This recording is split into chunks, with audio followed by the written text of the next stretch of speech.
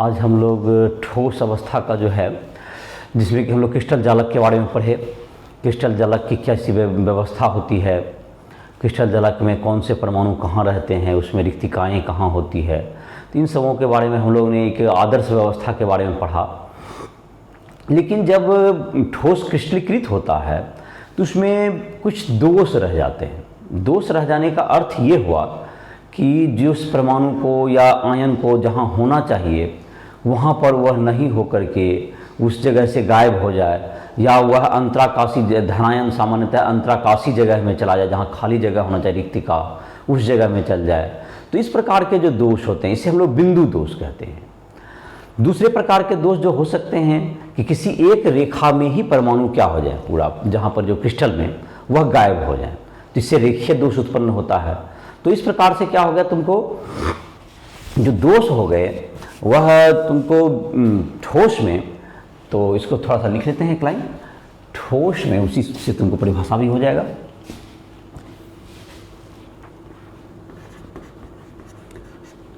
ठोस में परमाणु या आयन की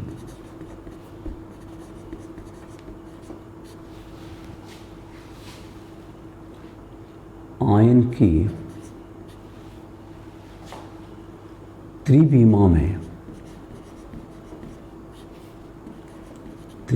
में क्रिस्टलीय व्यवस्था होती है। क्रिस्टलीय सुनिश्चित व्यवस्था होती है, सुनिश्चित व्यवस्था होती है।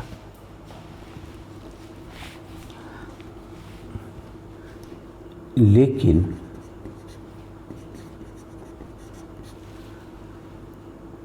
जब परमाणु या आयन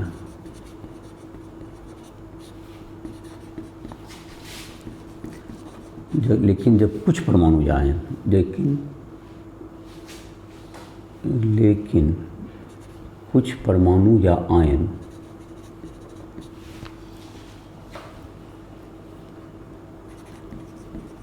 अपने क्रिस्टलीय जालक बिंदु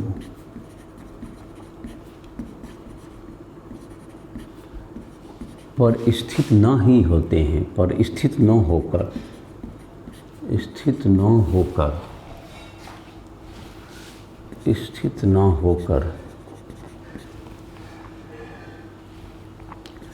ठोस में बिंदु दोष, पॉइंट डिफेक्ट, ऐसा कह सकते हैं इंग्लिश में इसको, पॉइंट डिफेक्ट उत्पन्न करते हैं। तो हम लोग जो अपने बुक में है बिंदु दोष, जैसे कि जहाँ से परमाणु आयन किसी क्रिस्टल के बिंदु से क्या हो गए, गायब हो गए, तो उसके बारे में ही अध्ययन करेंगे। और जैसे एक दोष हो सकता है जिसका नाम हो गया रेखीय दोष, तो वह दोष तुमको क्या हो जाएगा, रेखीय दोष, जब एक रेखा के सारे परमाणु गायब हो जाएं तो उसे हम लोग रेखीय दोष कहेंगे। तो हम लोग बिंदु दोष को 3 भागों में बांटा जा सकता है। देखते हैं हम लोग बिंदु दोष पॉइंट डिफेक्ट को 3 भागों में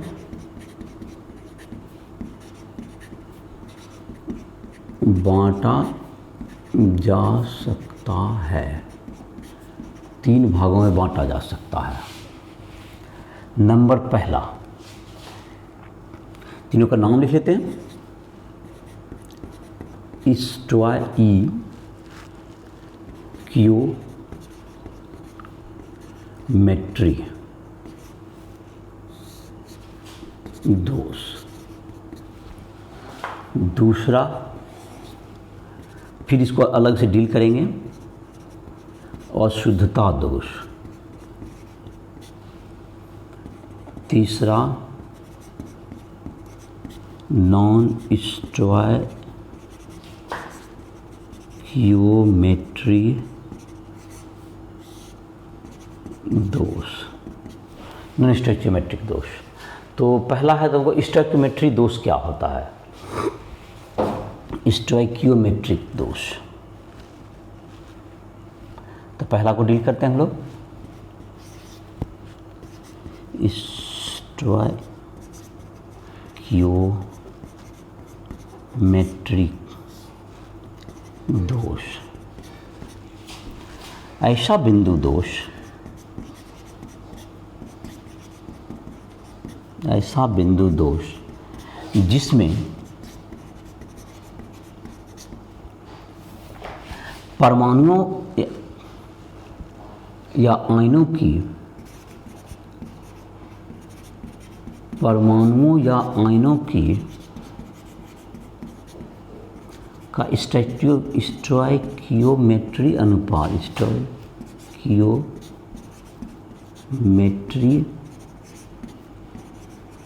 अनुपात, स्टोइकियोमेट्री अनुपात स्थिर रहता है,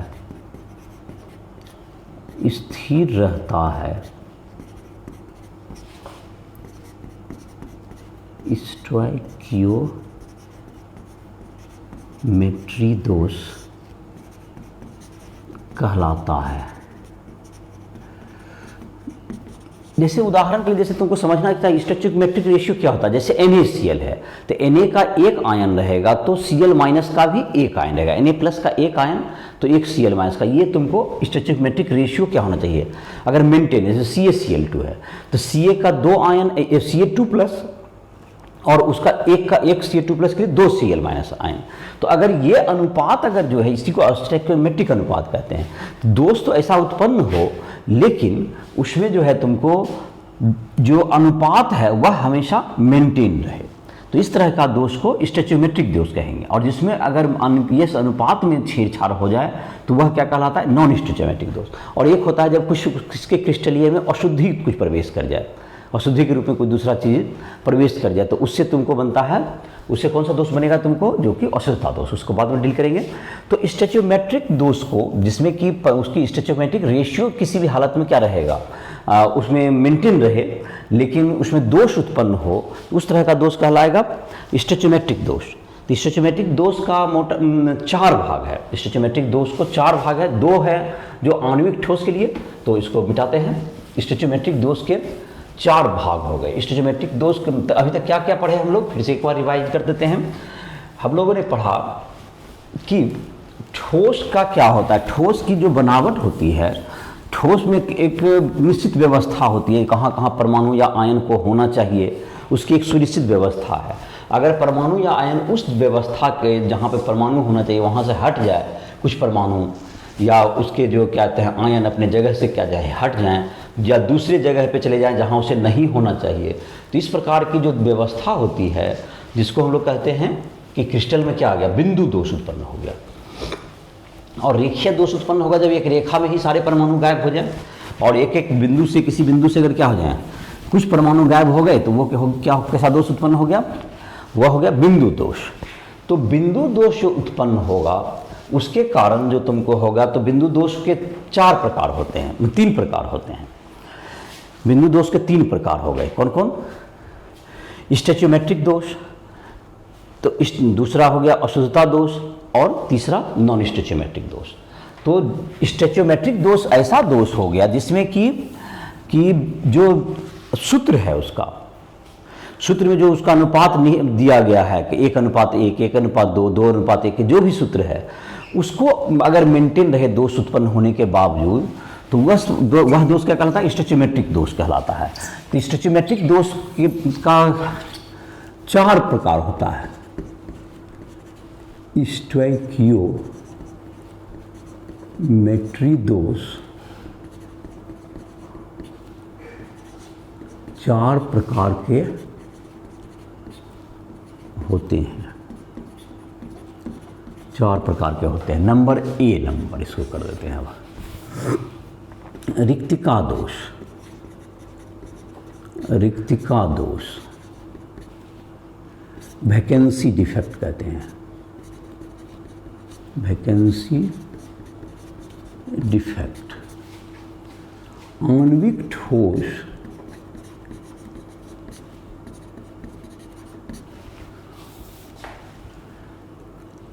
में जब परमाणु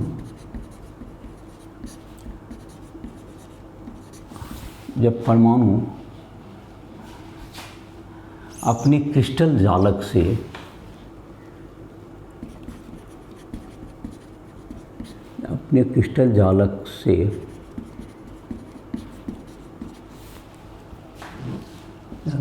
कुछ परमाणु, मतलब कि जब कुछ परमाणु अपने क्रिस्टल जालक बिंदु से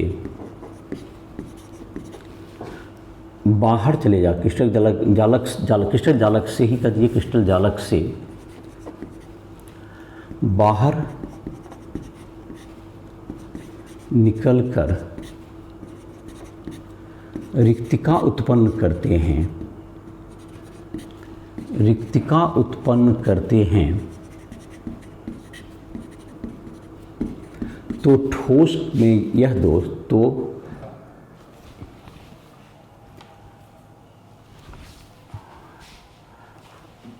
तो यह बिंदु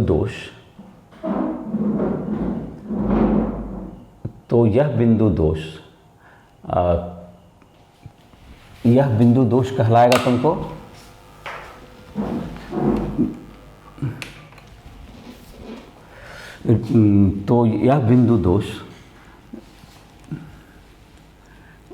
रिक्तिका उत्पन्न करती है, तो यह बिंदु दोष क्या कहलाएगा? रिक्तिका दोष कहलाते हैं। तो यह बिंदु दोष रिक्तिका दोष कहलाती है।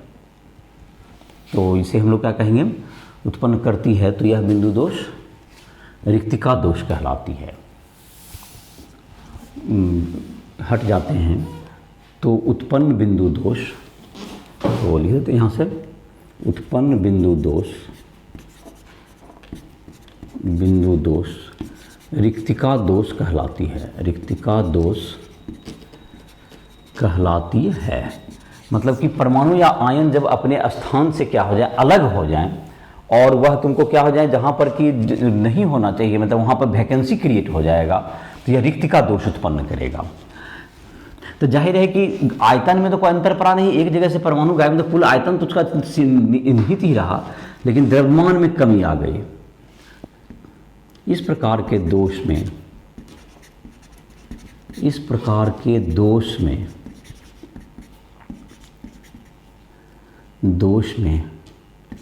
क्रिस्टल का घनत्व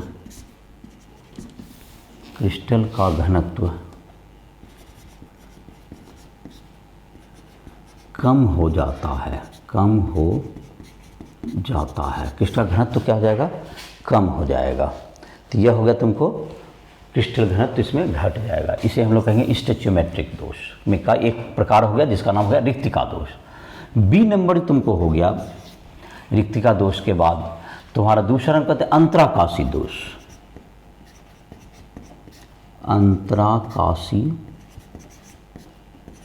दोष, इंटरस्टिशियल डिफेक्ट।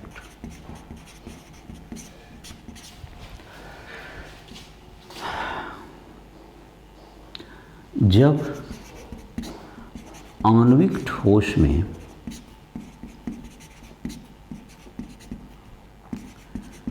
परमाणु अपनी जालक बिंदु से हटकर अपनी जालक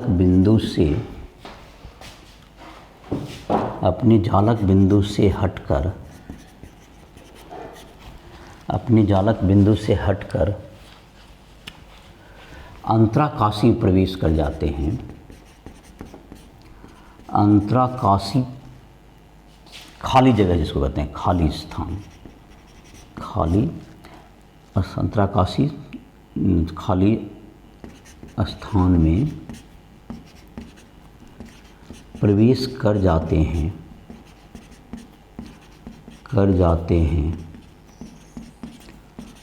तो यह दोष अंतराकाशी दोष कहलाता है।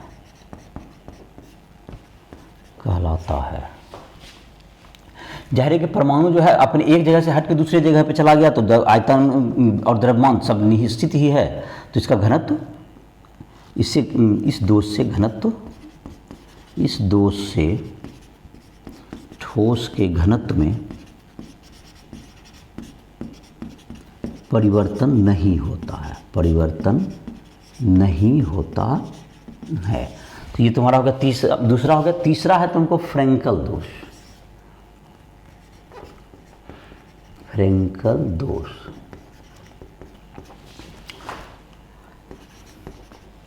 इस दोष में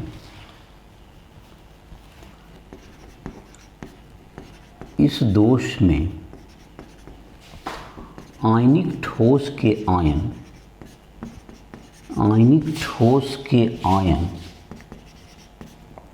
अपने जालक बिंदु को छोड़कर अपने जालक बिंदु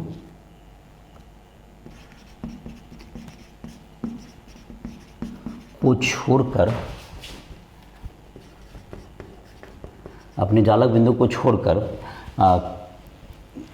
कहाँ पर आ जाता है तुमको, जहाँ पर कि अंतराकाशीय स्थान प्रवेश कर जाता है, अंतराकाशी में प्रवेश कर जाते हैं, अंतराकाशी में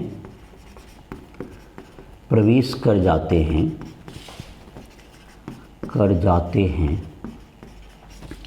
फ्रेंकल दोष कहलाता है, फ्रेंकल दोष कहलाता है।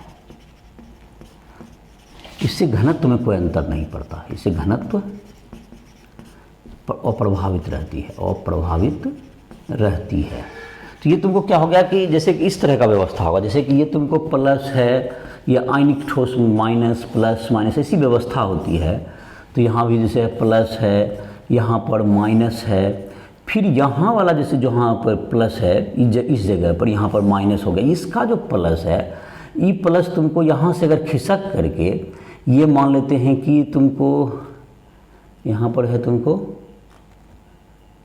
प्लस के बाद तो यहाँ पर माइनस होना चाहिए था ना, माइनस प्लस फिर माइनस तब फिर प्लस, ऐसा।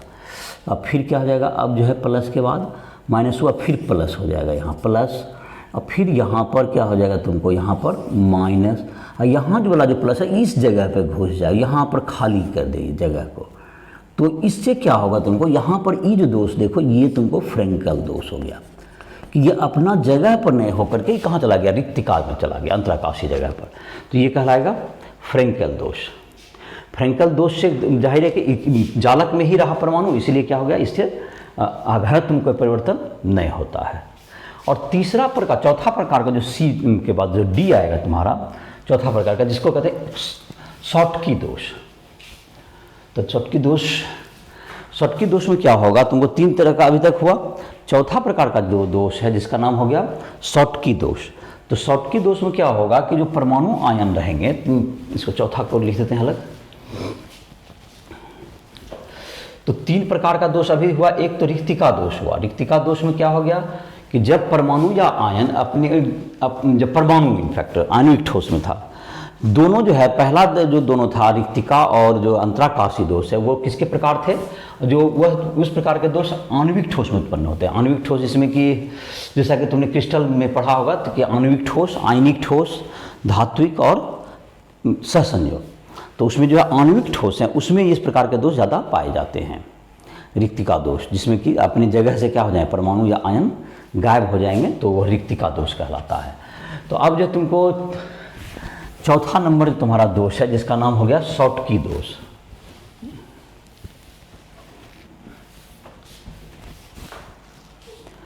तो शॉटकी दोष में क्या होता है, शॉटकी दोष जैसे कि तुमको इस तरह से होता है कि शॉटकी दोष में जो परमाणु या आयन, यह भी आयनिक ठोस में होता है, तो प्लस और माइनस यह जो परमाणु है वह तुमको उसी अनुपात में गायब होंगे जिससे कि तुमको उसकी जो आवेश का न्यूट्रलिटी है, जो कि चार्ज है, वह संतुलित रहे हमेशा, एक अनुपात का हमेशा, वो किसी भी प्रकार के दोष में हमेशा भी नियत रहता है।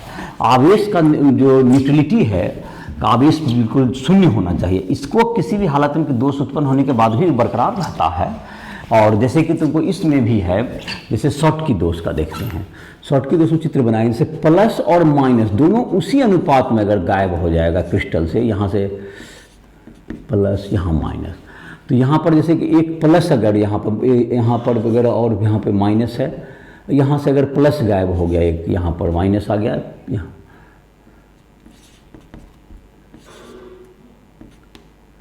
तो इसी अनुपात में से एक प्लस यहाँ पर गायब किए हैं प्लस को, तो यहाँ पर से क्या हो जाएगा, एक तुमको माइनस भी गायब हो जाएगा कहीं पर से, माइनस यहाँ पर फिर प्लस, यहाँ से माइनस को गायब कर दो भी, यहाँ पर से माइनस हटा दो, तो ये तुम्हारा क्या हो गया, यहाँ पे प्लस। तो यहाँ पर एक दोष है, एक यहाँ पर भी दोष है, तो ये उसी अनुपात में गायब हुआ। तो इस तरह का दोष क्या कहलाएगा, शॉर्ट की दोष। जैसे चौथा शॉर्ट की दोष, इस दोष में आयनिक ठोस के आयन समान स्टोइचियोमेट्रिक अनुपात से स्टोइकियोमेट्री अनुपात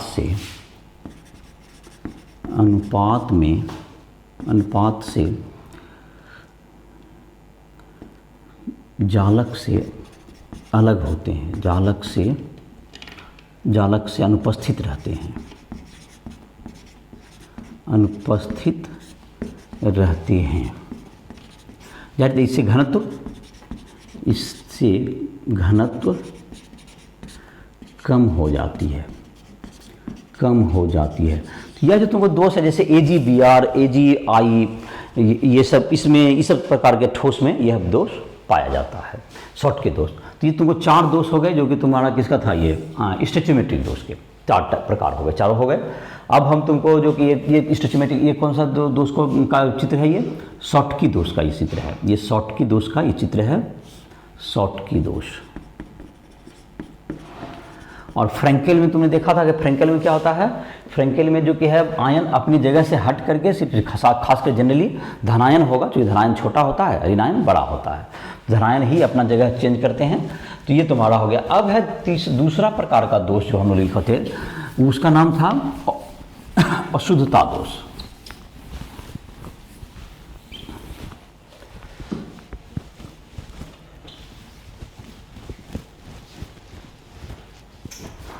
अशुद्धता दोष।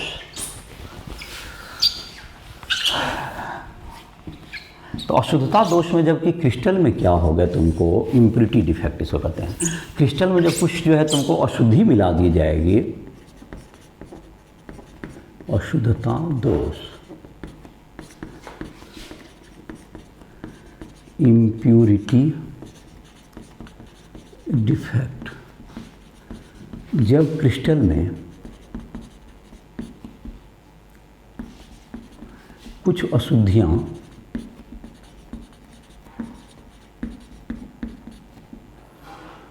उपस्थित रहती है, तो अशुद्धता दोष उत्पन्न होता है। तो अशुद्धता दोष उत्पन्न होता है। तो अशुद्धता दोष में तो अशुद्धि आ जाए। जैसे कि उदाहरण के लिए तुम्हारे बुक में दिया हुआ है, उदाहरण के लिए जब NaCl के एवं SrCl2 को एक साथ क्रिस्टलीकृत किया जाता है, क्रिस्टलीकृत किया जाता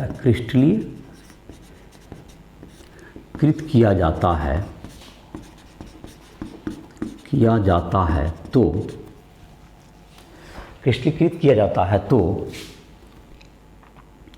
तो उसमें कैसा दोष उत्पन्न हो जाएगा। तो जब क्रिस्टलीकृत एक साथ करेंगे तो कुछ Na+ के जगह पर, तो कुछ Na+ के स्थान पर Sr2+ आयन आ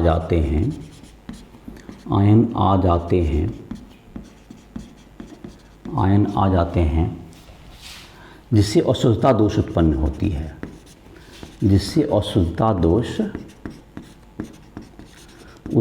होती है, उत्पन्न होती है, अशुद्धता दोष उत्पन्न होती है।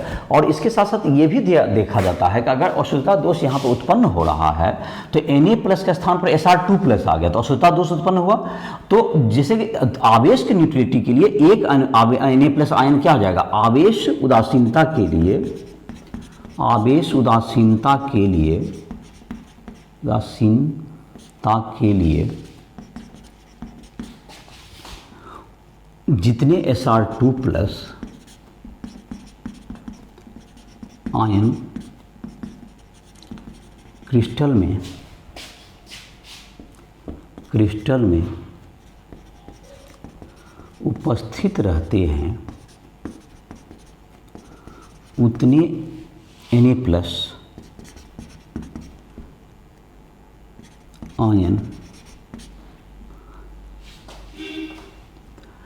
आयन अनुपस्थित रहते हैं। कहने का मतलब ये हुआ कि वहाँ पर तो जगह ले ही लेगा, लेकिन एक जगह पर, जैसे कि यहाँ पर है Na+ आ गया, यहाँ पर जैसे Na+ है, यहाँ पर Sr2+ आ गया, तो एक जगह पर तो खैर खत्म हो ही गया, लेकिन एक जगह पर यहाँ चूंकि 2 आवेश आ गया, तो 2 आवेश आ गया, 2 का आ गया, तो एक Na+ का जगह को इसको वैकेंट करना पड़ेगा, और तभी तो आवेश जैसे कि उसका क्रिस्टल में Cl- होगा, अपना जगह लेगा।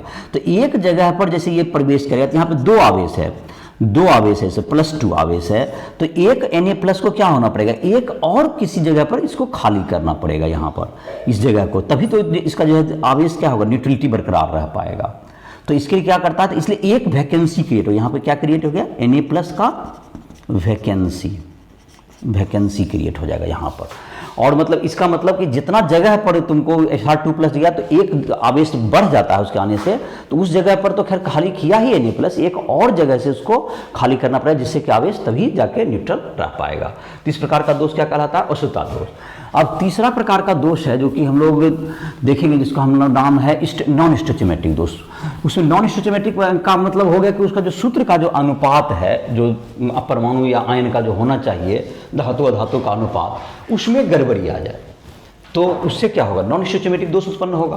तो नॉन स्टोइचियोमेट्रिक दोष को 2 भागों में बांटा जा सकता है, एक जिसमें कि धातु आधिक्य हो जाए, जिसमें धातु में जो धनायन है उसका संख्या ज़्यादा हो जाए, और एक जिसमें कि ऋणायन का संख्या ज़्यादा हो जाए। तुमको तो एक को कहते हैं धातु आधिक्य, एक धातु न्यूनता। जब 2 तरह का उत्पन्न होगा तो नॉन स्टोइचियोमेट्रिक दोष का तो परिभाषा समझ में आ गया होगा कि जब अनुपात में क्या रहेंगे। तो अभी तक हम लोगों ने 2 प्रकार का दोष पढ़ा। तो NaCl क्रिस्टल में जब हम लोग क्या करते हैं, SrCl2 को एक साथ क्रिस्टल करते हैं एक ही बर्तन में, तो कुछ Na+ के स्थान पर कौन आ जाते हैं, Sr2+ आ जाते हैं, और कुछ Na+ के स्थान पर जब Sr2+ आ जाएंगे तो उसके कारण जो कि तुमको होगा कि जो एक जगह पर, जिसका जगह पर तो चूंकि Sr पर 2 आवेश है और Na+ पर 1 आवेश है, तो अगर एक स्थान को तो भर ही दिया वो, तो एक आवेश को तो प्लस जो है वो तो ठीक है, लेकिन एक जो एक्स्ट्रा आवेश क्रिएट हुआ है उसके कारण से एक और स्थान को क्या करना पड़ता है, Na+ को खाली करना पड़ता है, जिससे कि उसमें रिक्तिका दोष उत्पन्न हो जाएगा, उसमें जब वैकेंसी उस जगह से खाली होना पड़ेगा। इस प्रकार का दोष अशुद्धता दोष कहलाती है। तीसरा है तुमको नॉन स्टोइकियोमेट्री दोष, स्टोइकियोमेट्री दोष। इस दोष में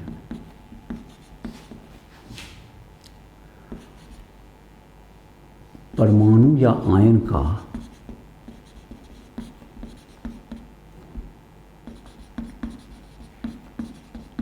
स्टोइकियोमेट्रिक अनुपात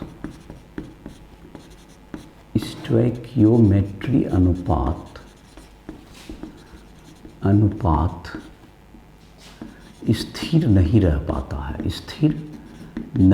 पाता है, जैसे कि Na2O होता है, तो Na2O होता है तो 2:1 होना चाहिए। अगर ये 2:1 से हट जाए, जैसे कि इस तरह का दोष तुमको उत्पन्न होता है FeO में, FeO है, या तुमको धातु आदि, तो इसको 2 भाग में बांट लेते हैं, उसी में डील करते हैं, दोनों को अलग अलग समझाते हैं, अनुपात निश्चित नहीं रहेगा। तो इसके जैसे पहला टाइप होगा इसमें, इसका जैसे तुम्हारा था तीसरा में, पहला इसका टाइप है धातु आधिक्य दोष, इसी का धातु आधिक्य दोष। नॉन स्टोइकियोमेट्रिक दोष स्टोइकियोमेट्री दोष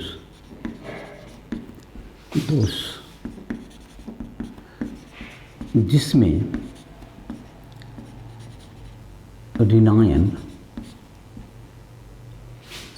या अधातु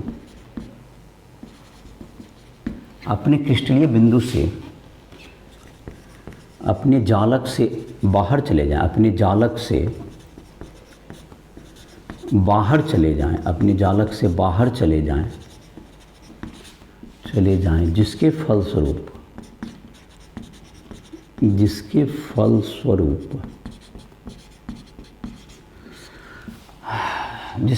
क्या उत्पन्न होगा? जिसके फलस्वरूप तुमको वहाँ पर क्या क्रिएट कर लेगा वो, जब तुमको जहाँ से जो बाहर जाएंगे, जिसके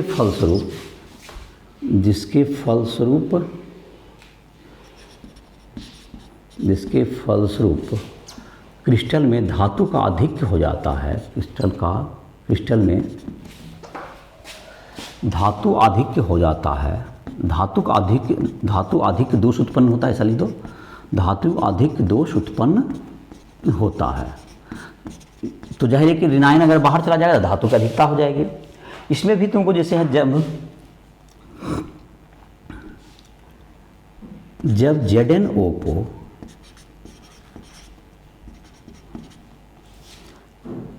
गर्म किया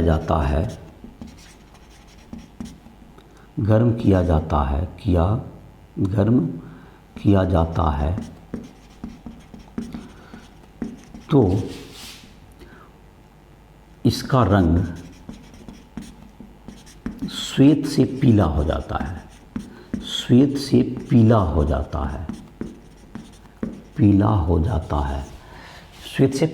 है, इसका रंग श्वेत से क्या हो गया? पीला हो जाता है। कारण क्या हो गया कि श्वेत से पीला इसलिए हो जाता है कि श्वेत से पीला हो गया चूंकि कुछ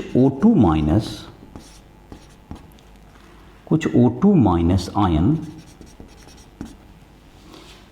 क्रिस्टल से बाहर निकल जाते हैं, क्रिस्टल से बाहर निकल जाते हैं। जब NaCl को Na वाष्प में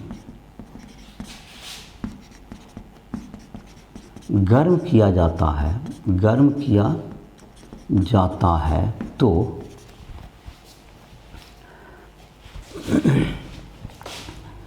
तो कुछ Cl माइनस आयन क्रिस्टल से बाहर निकल जाते हैं तथा उसके स्थान पर इलेक्ट्रॉन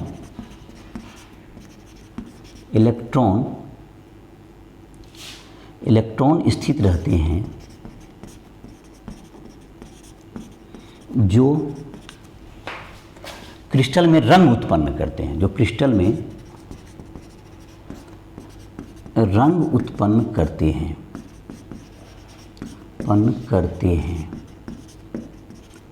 जिसे एफ सेंटर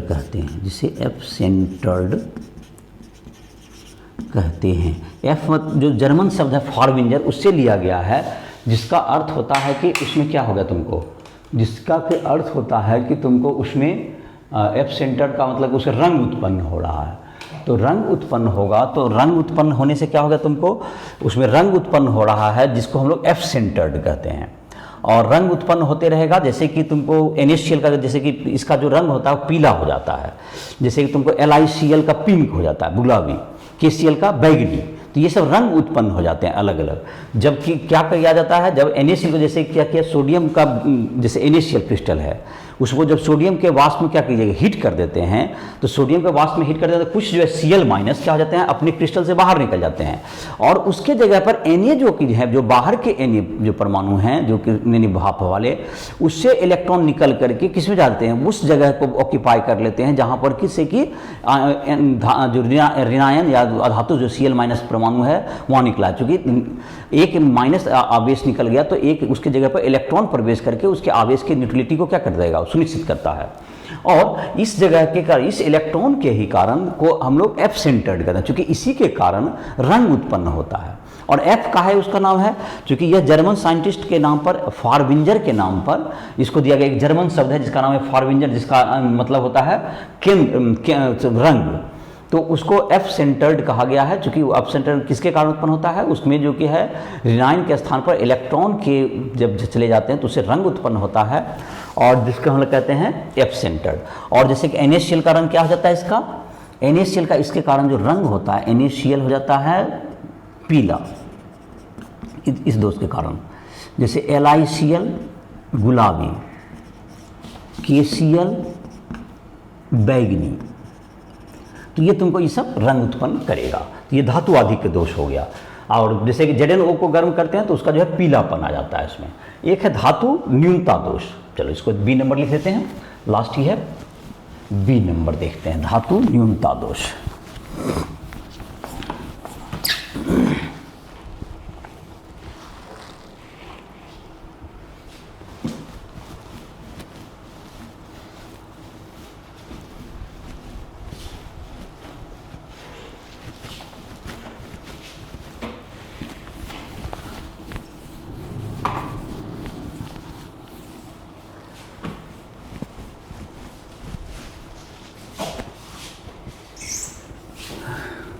B नंबर,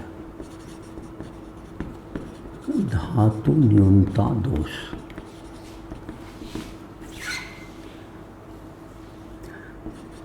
जब क्रिस्टल में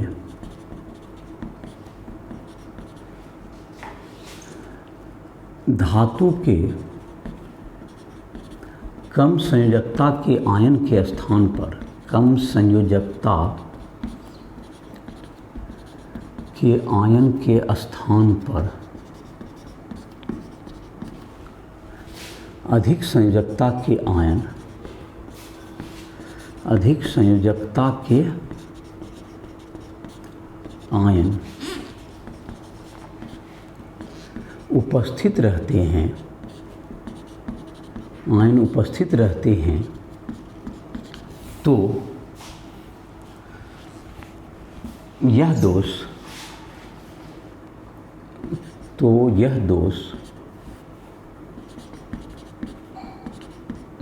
यह दोष धातु न्यूनता दोष,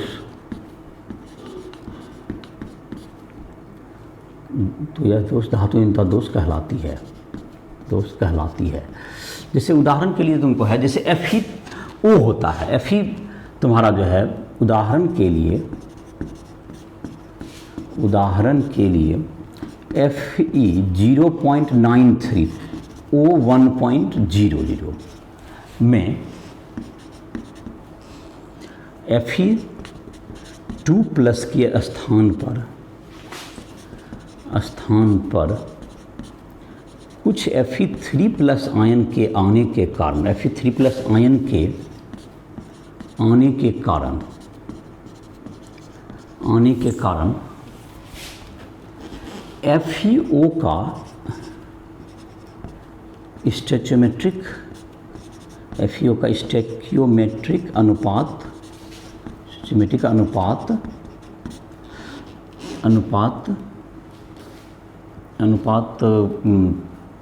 ठीक नहीं रह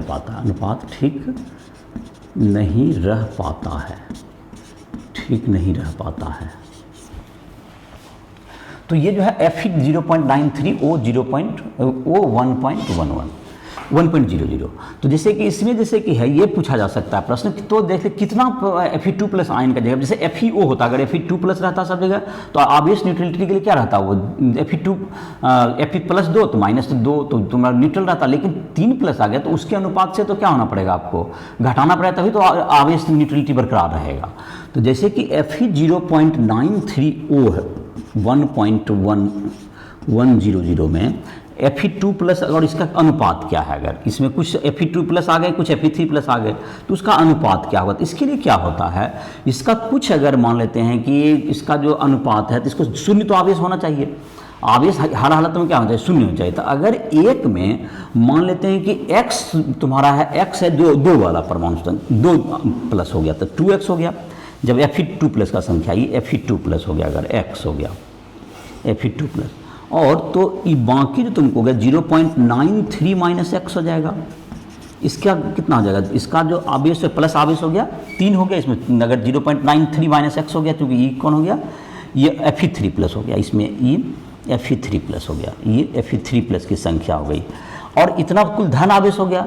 अब ऋण आवेश का मान जैसे है तुमको, ऋण आवेश है तुमको एक पर कितना है, -2 आवेश है, गुना 1.00, और आवेश को न्यूट्रल होना चाहिए, तो ये शून्य हो जाएगा।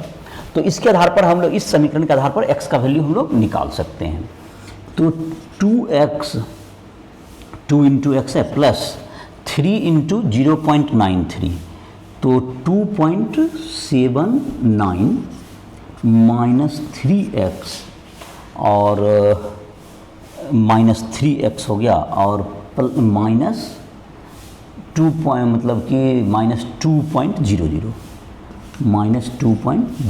इक्वल्स टू 0, ये 2 मतलब होगा सीधा, ये 2 है, और ये है 2.79, 0.93 इंटू 3 दैट इज़ 2.79, और ये तुम्हारा हो गया 0.79 हो गया, ये पॉइंट क्या हो गया तुम्हारा 2x minus 3x that is -x, और ये हो गया तुमको 2.79 में घट गया तुमको कितना 2 दैट इज 0.79, तो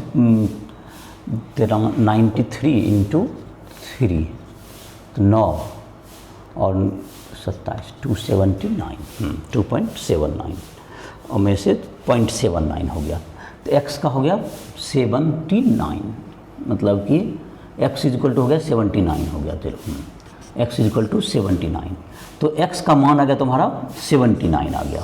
तो Fe2 प्लस की संख्या हो गई कितनी 79, Fe2 प्लस हो गया 79, Fe3 प्लस कितना हो गया तो 0.79 हो गया, Fe2 प्लस हो गया 0.79, और तुमको हो गया Fe3 प्लस कितना हो गया तो 0.93 minus 0.79 that is equal to 0.14, तो Fe2 प्लस या Fe3 प्लस अनुपात Fe2 प्लस, तो 0.14 बाय 0.79, तो 14/79 का अनुपात हो गया, 14 हो गया Fe3 प्लस, 79 हो गया ये। तो इसमें क्या किया गया, कैसे बनाया गया कि अगर 2 आवेश है Fe2 प्लस पर, तो 2 गुना क्या हो गया तुमको x उसका है, तो x परमाणु तो 2x आवेश हो गया धन आवेश, और 3 वाला क्या हो गया तुमको 0.79 माइनस x हो गया Fe3 प्लस, उसमें 3 है तब इंटू 3 कर दिए, और ऋणायन जो उसमें कितना आवेश होता है ऑक्सीजन में, ऑक्साइड में 2, तो -2 इंटू उसका संख्या 1.00 इज इक्वल टू 0 आवेश न्यूट्रल, और उसके आधार पर हल करके जो भी मान आया उसको क्या कर दिया गया, निकाल दिया गया। तो जहाँ तक मान का लग रहा है कि 2.79 है तो 0.79 आता है घटा करके, तो x का वैल्यू वही निकला 0.79, तो पूरा होगा 0.79 माइनस क्या होगा तुम्हारा 0.93 में घटा दिए तो उसका Fe3 प्लस का संख्या निकल गया। और इस प्रकार से क्या होगा, ये तुमको इसमें जो है अनुपात इस तरह का, जैसे कि एक तुमको NI का एक क्वेश्चन दिया हुआ है कि एक्सरसाइज में तुम बना लोगे, तो ये तुम्हारा था जिसमें कि क्वेश्चन तुमको जो है एक्सरसाइज के भी क्वेश्चन बनाओगे, और जो भी दिक्कत होता है राइशोल ऐप के माध्यम से हमसे संपर्क कर सकते हो, जहाँ पर भी तुमको प्रॉब्लम है, कोई भी टॉपिक नहीं समझ में आ रहा है, फिजिक्स हो, केमिस्ट्री हो, मैथ हो, या तुमको कोई नोट्स लिखना हो किसी भी चीज़ पर। तो आज का जो क्लास था इसमें तुमको ठोस में अपूर्णता दोष पर आधारित था कि ठोस में कुछ प्रकार की अपूर्णताएँ हो सकती है, तो यह तुमको था अपूर्णता दोष, अपूर्णता या दोष जिसमें ठोस में कहते हैं। तो इस लेक्चर में तुमको पढ़ा के 3 तरह के दोष थे, स्टोइचियोमेट्रिक जिसमें का अनुपात स्थिर रहता है, और जब अनुपात अलग हो जाता है दैट इज नॉन स्टोइचियोमेट्रिक दोष, और एक था अशुद्धता दोष, जब एक क्रिस्टल में अशुद्धि उत्पन्न हो जाता है। तो ये तुमको देखा स्टोइचियोमेट्रिक दोष के 4 प्रकार थे, और तुमको अशुद्धता दोष का कोई प्रकार मैंने उसमें जो भी उदाहरण दिया गया NaCl और SR2 प्लस, उसमें जो वैकेंसी क्रिएट होता है।